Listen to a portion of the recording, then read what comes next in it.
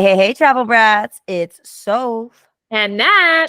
coming to you from the studio. We are almost to beautiful Thanksgiving, guys. It is that time of Woo! year. And speaking of vacation, destinations, holidays, we are going to talk about a really interesting spot. And Natalie visited it for a girl weekend self treatment time.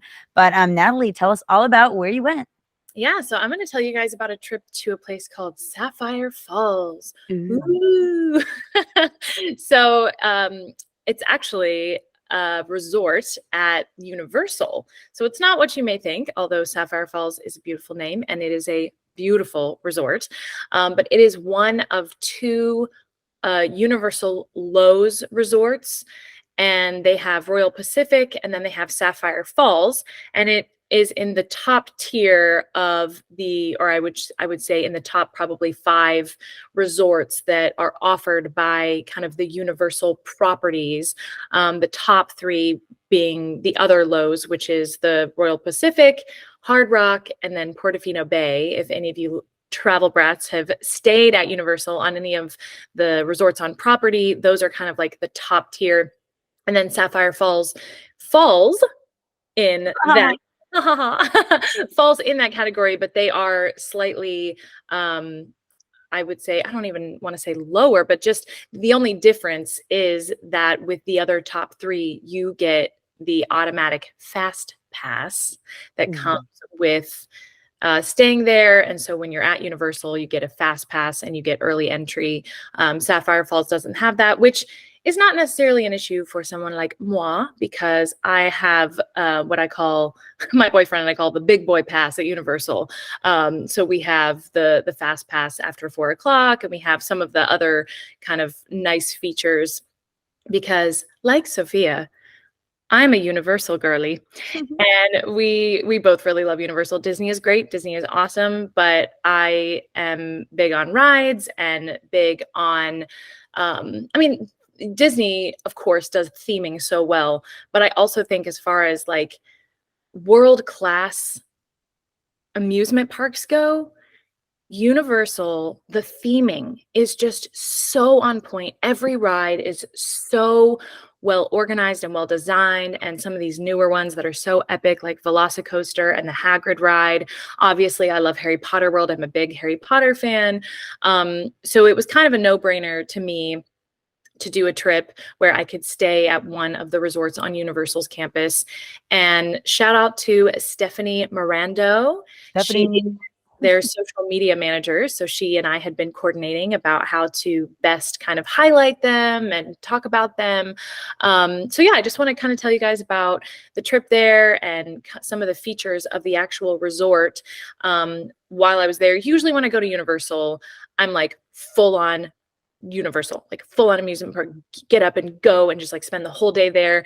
In fact, I just took another trip in between Sapphire Falls and recording this episode with my boyfriend and my friend Shane. We literally got up at 3:30 in the morning and got in the car by 4:30 and got there right after they opened the park for early access, and we stayed the whole day and then drove back at 8 o'clock at night. It was insane. So anyway, as I said before, I love Universal. It's great. But Sapphire Falls specifically, yeah, literally epic. Sapphire Falls was a great stay. It's truly a gorgeous, gorgeous property. I mean, you drive up and like the entranceway, you know, the place where they do valet, they also have a great spot where you can self-park. But overall, the property is just beautiful. This like gorgeous awning when you drive in. And then when you walk in the lobby, it's interesting because the design, it's like a lot of their, talk about theming, a lot of their theming is very kind of like Caribbean islands and you know, just a lot of that kind of islands feel. And so you walk in and it's not a typical chandelier. It's like this woven basket kind of like, I don't even know really how to describe it other than just it looked like a bunch of big, beautiful woven baskets that had lights in them. And they, I mean, they were massive, like probably the size of one of their rooms. That was in the middle of the lobby, and you just go in and it's just like so expansive. So Wow. aside from just like walking in and it being gorgeous right away, I would say right off the bat, I'll say one of the top things that I loved about Sapphire Falls was their service. The people there, so helpful, immediately helping with the bags, helping, with the room, helping with, oh, here's a map, here's this, here's that. I mean, it was just, they were very informative, very thoughtful, very kind. And you think when you are having a resort experience, of course, it's almost like you're not even giving it a second thought that you're going to have good service, but that's easy to take for granted. Not everyone is going to be on their best behavior, but you hope that if you're going to stay at a resort, that the people that have been hired are going to be world class. You know what I mean? And I will say that every single person that I engaged with across the board, from waiters at the restaurants, from the concierge, from the guy who helped me with the bags, I mean, every single step of the way, just so thoughtful, so kind, very intentional, just really doing their job very well. So that was definitely a highlight that I wanted to point out. And I think that's like, oh, that's the most important thing to me. I mean, no matter where you are, I mean, if you're going to go stay at a 1-star, then probably not going to get great service. But Yeah. especially for going to something like Universal, where you may be a first timer, or sometimes the rules change and the seasonal park times change, and like the pass prices change. Like, for you to stay at a place that can just help you with all that, and that all that. Like, I love how at the Loews hotels you can go ahead and get your passes when you check in there. You don't have to get them at the park. And like, so I think that Sapphire Falls, that would be the most important thing to me. And I know that we talked when you left the hotel, and that was something that was probably the number one thing for you that you really enjoyed there, was like, I was just treated like a guest, like, be our guest, be our Yeah. guest. Okay? No, truly, it really was just across the board. I felt like Lumiere was in the room. Like a queen, even though it's not Disney. Oh wait, I have to say this real quick because it was so funny. We went to Universal. It was before you went to Sapphire Falls, but we did like a random trip, and we did stay at Lowe's at the Lowe's Portofino Hotel. But when we pulled in, we were pulling in. It was like the drive was supposed to be about 7 hours, and it took us 9. And so my sister and I were like, Mom, we went, just me and my mom, my sister, one of my sisters, like a girls trip.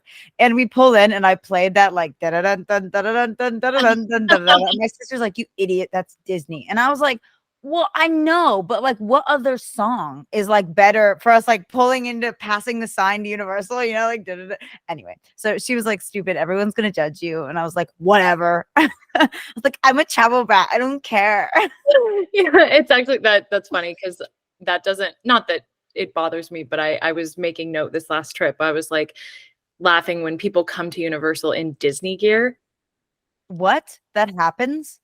Oh my gosh, I see it all the time. Now, you playing, that music from Pirates of the Caribbean, like that, whatever, that's awesome. It feels universal. I know isn't universal, but it feels, it's like, okay, this can apply to a lot of things. But it's like, do you know what park you're at?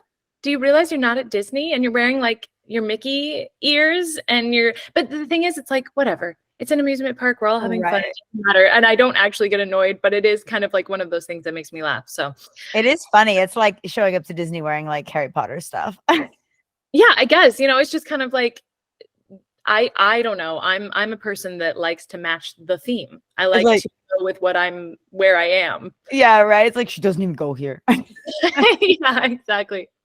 Oh, that's great. But yeah, so Sapphire Falls, like I said, the property itself is just really beautiful. They have all these walking paths around that you can walk on just in general to enjoy just the beautiful foliage and the beautiful day. Whatever they have, the walking path takes you to the pool, or it can literally just take you all around, but it can also take you to the park. So if you're wanting something a little more active, I mean, for me, I'm like, I'm going to be walking all day at the park. So I don't really love the idea of walking. But for this particular trip, the goal was to just enjoy the resort. So I wasn't like getting up at 8 and staying at the park all day. It was like, okay, park for a few hours and pool for a few hours and enjoy the amenities of the resort, which was nice because it was a different kind of trip. Whereas normally it is just like so park focused. So when I walked on the walking paths, I just enjoyed walking around and then walked to the pool. You know, it was like a little bit more relaxing in that way. Yeah, I mean, that's amazing. And that's one of my favorite parts too, is like you can just jump on the boat and go to the park. If you want to walk, you can. And like you said, if you're just going to exercise, you can go exercise. Personally, I don't know how the people like I've seen like moms running with the strollers and dads going on jogs in the morning. And my first thought is like, don't like because I've monitored how much we walk when we go to Universal. And like it can't be just me, my mom, and my sister. I know with my little sister, we go crazy. Like we get there at like, when it opens with the passes, and then we like stay there till like 12 a.m. Like we eat in City Walk and then go home, like the park closes before then, depending on what park, 10 a.m., whatever, or 10 p.m. But like literally those people that are like running in the morning and then take their kids, they are Superman. Congratulations. Yeah, well You done. are a character of Universal. Yeah. But yeah, no, I love it. It's totally beautiful, and it makes just like time, convenience. And the other thing I was going to say with the boats and the walkway, like if you have a teenage kid that like has to do some homework, or if you like, if I came with them a couple years ago, and I was like, I had to work a little bit, and so I had to go home at like lunch and come back. But that's so easy, and then you don't get lost. You don't have to worry about your kid taking the boat. It's really safe. They know where to go. There's only 4 hotels that the boat will take you to. So I love it. It makes the whole experience so much easier, because you and I have both done the whole parking and walking. Yeah. Well, and that's what we wanted to talk about next, actually, was my favorite thing about it was the boat. So you definitely started that conversation. Let's dive into it. The boat. I mean, it is such a highlight for me because of the fact that, like, now granted, like I said, I have what I call the big boy pass, so I get really nice parking. So I'm complaining about something that really, with my pass, I'm so grateful that I always get to park really, really close, and the walk is probably only about 3 to 5 minutes to security. But the boat is so great because you go through security at the resort so that you don't have to do that part when you get to the park. You are taken right into the center of the City Walk area, and it is so convenient, and the boat ride is so beautiful, and they go at like all times of day. I mean, you can literally get on the boat and get off the boat whenever. I mean, they start going at probably 7 in the morning, and I think they go till like 2 a.m. because City Walk is open that late. And so it's not just like, oh, well, when the park closes, the boat is done. It's like, hey, if I want to go party in City Walk, or if I want to go have dinner in City Walk, or if I want to go have drinks, or, do whatever later in the day or evening or early in the morning at 1 a.m., then I can have access to the boat. And that for me was like, without a doubt, probably the top perk that came with staying at the resort. And here's a good point too, is this actually happened to me, and it's never happened to me before, shockingly enough, at Universal. But okay, so when we went on that trip, my sister, mom, and I, the last day, I was trying to fly standby out of Orlando, and I couldn't get on a flight because they all filled up. So then I was trying to fly standby out of Atlanta, and my mom was like, you're just going to have to drive home with us to Atlanta and then fly from Atlanta back home. And so I was like, okay, but my sister wanted to go to the park that day, and we did have like 3 hours to go to the park. So we get up early, we pack up, we're at the very beginning of the day when the park opens. We're like, if we get there when the park opens, we'll have like 3 hours. So we get on the boat. Like we go through the little beeper and we put our stuff and we take it back and we get on the boat. And then I'm like, oh no, like I don't have my lanyard, like with my pass and my ID. And so like my mom is like, and then I was like, wait, they were literally like, oh, it was so funny. My sister's freaking out. And then my mom is like, okay, well, go get it. And I was like, I'll run. And then I jump off the boat, and then I'm like, wait, I need your pass because I need a room key. And I don't have any, because my gosh, yeah, pass is the room key. The room key. Yeah, but what my point is it made it so easy. So I ran up to the hotel room, got the passes, came back, and I was on the next boat. I was like I got there like 5 minutes after them. And that's like, can you imagine if we drove to the park from the hotel? We got into the park, and like right when we were about to go to the park, I was like, wait, my pass. We would have all had to go back. So again, and that's such a thing. Like people do that all the time. And again, you're always, when you're staying at a resort like this, you're always weighing what am I paying versus what am I getting? Always, right? Like that's the whole thing. Yeah. And more often than not, I am someone that will stay at a cheap place so that I can spend a little bit more money like at the park on like food or drinks or things like that. But I think that, yeah, you're weighing like what are the benefits. And I think that Sapphire Falls definitely, for the price, you're paying a little bit less because you're not getting the fast pass, but you are getting some of these other really great perks that come along with it. And you're just getting like a really beautiful experience. I mean, it was just like the room was gorgeous. The place was gorgeous. I mean, I had like this lagoon view. So I actually had a view of the boat and the lagoon area, and it was just like so nice. And so another part of the whole resort experience, and one thing that I really wanted to experience, was the restaurants. So I have probably eaten at almost every single one of the restaurants in the park and in City Walk at this point. I've been a pass holder now for 2 years, 2.5 years. So, I try to like experience everything and get the full, scope of the whole park. So this time I think, the idea was I want to experience the resort itself. And there are 3 restaurants that are associated with Sapphire Falls specifically. And one is called the Strongwater Tavern. Another is called the Drum Club Canteen. And then another is called the Amatista Cookhouse. So they're all kind of different versions of things you can experience. The Strongwater Tavern is, it's kind of like they've got sports, they've got TVs playing sports. It kind of has a little bit more of like a tavern. I mean, it's literally called the tavern, has more of like a pub feel. And the idea is it definitely gives off like you're a little bit like in a Caribbean island type of thing. And the food is all themed based on different areas in like Central America and maybe a few in South America, but mostly like the islands. Caribbean islands, the US Virgin Islands, Bahamas, like all these different places. So you can order food based on these different countries and these different areas of the world. But the main thing that they are known for, which I thought was really cool, was the rum experience. Mm. So rum is, I mean, it's funny because I went on a cruise with my sister a couple of years ago. We went to the Bahamas and we did a rum tour, and I didn't really realize, I mean, now we're talking about Pirates of the Caribbean, it's like, why is all the rum gone? It's like rum was always a big deal in that part of the world, especially when you think of like the 1700s and like the classic era of pirates. Right. And, all these different like Caribbean style foods and drinks, and a lot of the kind of theme that runs through is rum is always there. And I guess that's one of their biggest exports. So this particular restaurant specializes in rum. And so Yeah. you can get like a flight of different kinds of rum. You can get all these different rum drinks. But what I really loved, because I love rum, I enjoy rum. But I think lately I have become more of a like tequila gin type of drinker. And so this was like a fun experience to do something a little bit different that I don't normally go for these days. But what they do is you can get a classic drink like a Sazerac or an old fashioned or like all these kind of just like standard drinks with a rum twist. Yum. And so they'll put, it was so good. I got an old fashioned.